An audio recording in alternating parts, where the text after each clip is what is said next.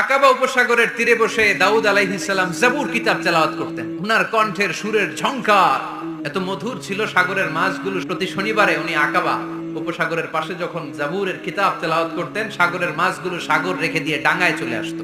এজন্য আল্লাহ বললেন, খবরদার, শনিবার এই এলাকাতে মাছ শিকার করা আমি হারাম ঘোষণা করলাম। এবার দাউদ আলাইহিস সালামের কওমের লোকেরা কৌশল করা আরম্ভ করে দিল। তারা বলল, আল্লাহ বলছে শনিবারে মাছ ধরা হারাম, খবরদার আমরা মাছ ধরবো না, তবে শনিবার আমরা বেড়া দিয়ে রাখবো। তো মাছগুলো যখন তেলাওয়াত করতে আসতো, এরা জাল দিয়ে বেরি দিয়ে রাখতো চারদিকে, শনিবারে ধরতো না, কারণ হারাম।